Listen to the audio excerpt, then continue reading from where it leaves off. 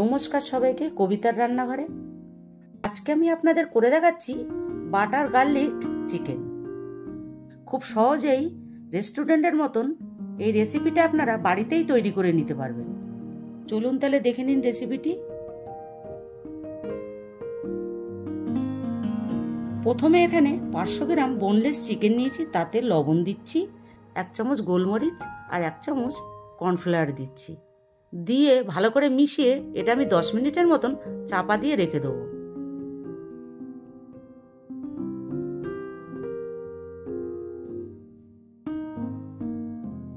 দশ মিনিট পরে চিকেনের পিসগুলোকে একটু হালকা করে আমি ভেজে নেব। ভাজতে আমি সাদা তেল ব্যবহার করছি।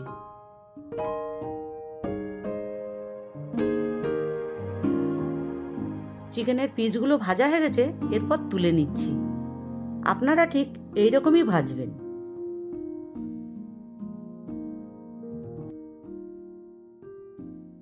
এরপর সাদা তেলের ভেতরেই 1.5 চামচ বাটার দিচ্ছি, দিয়ে সামান্য জিরে আর একটা শুকনো লঙ্কা দিচ্ছি।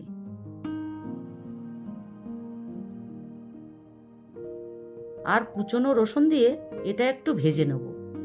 রসুনের পরিমাণটা একটু বেশি দেবেন। এটা ভাজা হয়ে গেছে, এরপর 1 চামচ ময়দা দিয়ে দিচ্ছি। ময়দা দিয়ে 1 মিনিটের মতন এটা ভেজে নেব, যাতে ময়দার কাঁচা গন্ধটা না থাকে।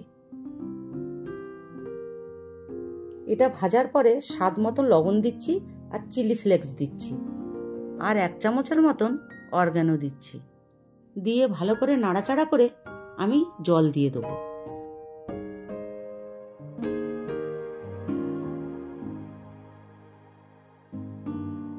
এখানে উষ্ণ গরম জল ব্যবহার করবে। জল দিয়ে ভালো করে মিশিয়ে নিয়ে এরপর ভেজে রাখা চিকেনগুলো দিয়ে দেব।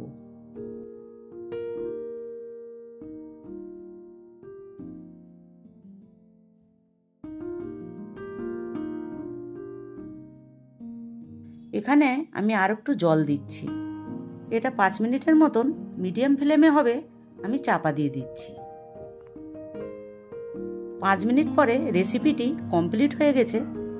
এখানে আমি একটু বেশি করে ধনেপাতা দেবো, দিয়ে নাড়াচাড়া করে নামিয়ে দেবো।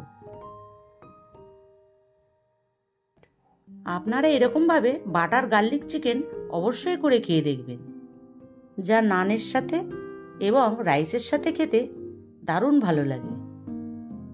রেসিপিটি ভালো লাগলে লাইক, শেয়ার, কমেন্ট করবেন এবং নতুন নতুন রেসিপি দেখতে পাওয়ার জন্য অবশ্যই আমার চ্যানেলটিকে সাবস্ক্রাইব করবেন।